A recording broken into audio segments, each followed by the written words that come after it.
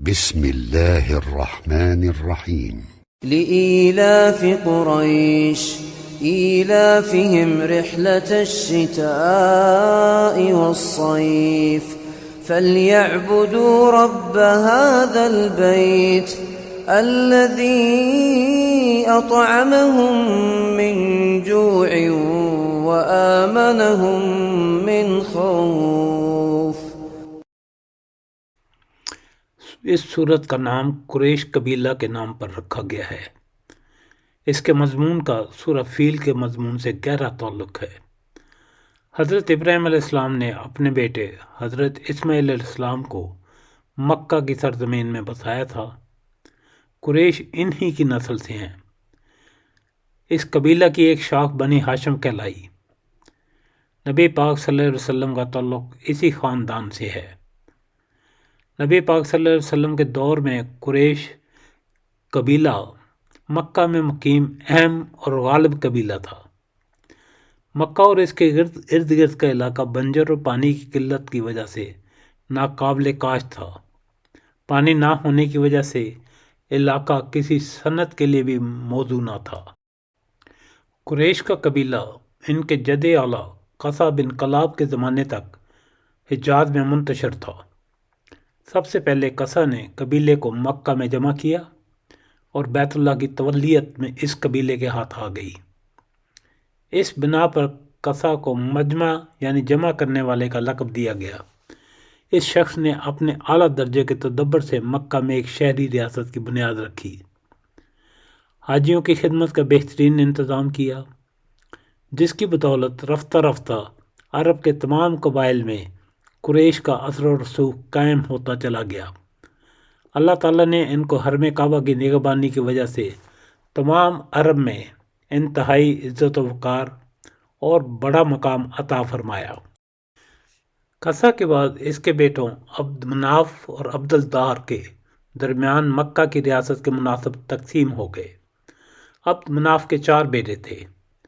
ان میں سے ہاشم عبد المطلب کے والد اور رسول اللہ صلی اللہ علیہ وسلم کے پردادا کو سب سے پہلے یہ خیال آیا کہ بین الاقوامی تجارت میں حصہ لیا جائے۔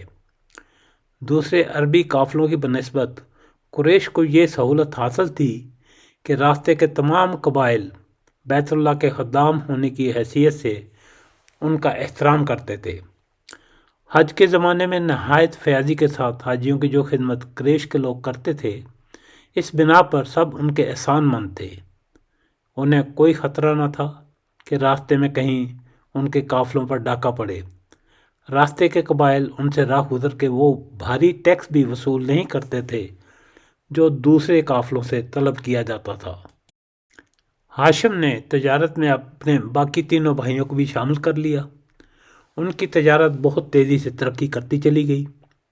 اس بنا پر یہ چاروں بھائی متجرین یعنی تجارت پیشہ کے نام سے مشہور ہو گئے، اور جو روابط انہوں نے گرد و پیش کے قبائل اور ریاستوں سے قائم کیے تھے، ان کی بنا پر ان کو اصحاب ایلاف بھی کہا جاتا تھا، جس کے معنی الفت پیدا کرنے والوں کے ہے۔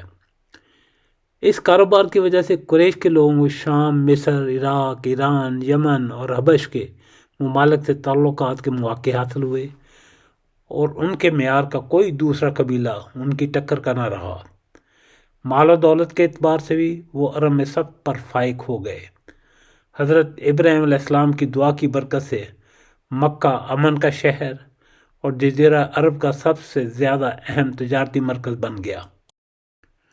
اہل قریش خطے میں تاجروں اور قائدین کے کردار کے لیے مشہور تھے۔ عرب کے کسی دوسرے قبیلے میں اتنے پڑھے لکھے لوگ نہ تھے جتنے قریش میں تھے۔ انہی وجہ سے نبی پاک صلی اللہ علیہ وسلم نے فرمایا تھا کہ قریش لوگوں کے لیڈر ہیں۔ قریش ترقی کر رہے تھے کہ مکہ پر ابرہہ کی چڑھائی کا واقعہ پیش آ گیا۔ اگر اس وقت ابرہہ اس شہر کو فتح کرنے اور کعبہ کو ڈھا دینے میں کامیاب ہو جاتا تو عرب میں کعبہ ہی کی نہیں، خود قریش کی دھاک بھی ختم ہو جاتی۔ زمانہ جاہلیت کے عرب کا یہ عقیدہ متزلزل ہو جاتا کہ یہ گھر واقعی بیت اللہ ہے۔ قریش کو اس گھر کے خادم ہونے کی حیثیت سے جو احترام پورے ملک میں حاصل تھا، وہ یک لخت ختم ہو جاتا۔ لیکن اللہ تعالیٰ نے پرندوں کی سنگریزی سے ابرہہ کی فوج کو تباہ کر دیا، تو کعبہ کے بیت اللہ ہونے پر تمام اہل عرب کا ایمان پہلے سے زیادہ مضبوط ہو گیا اور قریش کی دھاک بھی پہلے سے زیادہ قائم ہو گئی۔ عربوں کو یقین ہو گیا کہ قریش پر اللہ کا فضل خاص ہے۔ وہ بے کھٹ کے عرب کے ہر حصے میں جاتے اور اپنے تجارتی قافلے لے کر ہر علاقے سے گزرتے۔ کسی کو یہ جرت نہ تھی کہ ان کو چھیڑتا۔ سورہ کا بنیادی موضوع قریش کو اللہ کی طرف سے عطا کردہ نعمتوں اور احسانات کی یاد دہانی ہے، جس میں سے خوف اور بھوک سے بچاؤ، ان کی عزت اور عرب کے قبائل میں خاص مقام، مکہ اور اس کے ارد گرد امن و امان شامل ہے۔ کعبہ کی نگہبانی کی وجہ سے اللہ تعالیٰ نے قبیلہ قریش کو بھوک، ہر قسم کے خوف اور لوٹ مار سے حفاظت کی ضمانت عطا کر دی تھی۔ اللہ تعالیٰ نے قریش کو تمام نعمتیں اور اس خوف کی یاد دلائی جب ابرہہ کی ہاتھیوں کی فوج خانہ کعبہ پر حملہ کرنے آئی تھی۔ اس وقت خانہ کعبہ میں 360 بت موجود تھے، مگر یہ لوگ اس نازک گھڑی میں ان سب کو بھول گئے اور انہوں نے صرف اللہ کے آگے دست سوال پھیلایا۔ اس وقت اللہ تبارک و تعالیٰ نے اس فوج کو تباہ و برباد کر کے مکہ کو ان کے حملے سے محفوظ رکھا۔ چونکہ نبی صلی اللہ علیہ وسلم کی بعثت کے زمانے میں یہ حالات سب ہی کو معلوم تھے، اس لیے سورت میں ان کے ذکر کی ضرورت نہ تھی۔ سورت کے 4 مختصر فقروں میں صرف یہ کہنے پر اکتفا کیا گیا کہ جب تم خود اس خانہ کعبہ کو بتوں کا نہیں بلکہ اللہ کا گھر مانتے ہو، تمہیں معلوم ہے کہ وہ اللہ ہی ہے جس نے تمہیں اس گھر کے طفیل امن عطا کیا، تمہاری تجارتوں کو فروغ بخشا اور تمہیں فاقہ زدگی سے بچا کر خوشحالی نصیب فرمائی۔ خانہ کعبہ کی تعمیر اللہ واحد کی عبادت کے لیے ہوئی تھی، مگر اس گھر کے متولیوں نے خدا کی پرستش کی بجائے بتوں کی پرستش کرنے شروع کر دی، جس کے لیے پتہ نہیں جواز کہاں سے پیدا ہو گیا۔ اصولاً انہیں اس ایک رب کی عبادت کرنی چاہیے تھی، لیکن وہ اللہ کے احسانات بھول گئے اور بتوں کی پرستش کرنے لگے۔ لہذا یہ صورت ان کے لیے یاد دہانی اور نصیحت ہے۔ قریش کو متوجہ کیا گیا ہے کہ جب تم اس گھر کو اللہ کا گھر مانتے ہو تو پھر تمہیں اس کا حق ادا کرنا چاہیے، اور وہ حق یہ ہے کہ صرف اللہ تعالیٰ کی عبادت کرو، اسی کی عبادت میں کسی کو شریک نہ کرو۔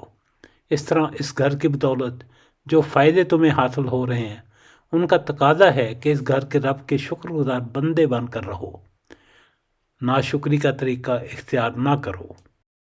سورہ کی پہلی آیت لِإِلَافِ قریش۔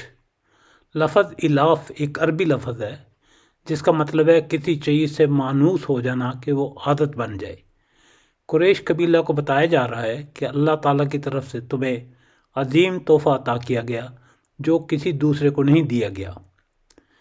الاف رحلۃ الشتاء والصیف۔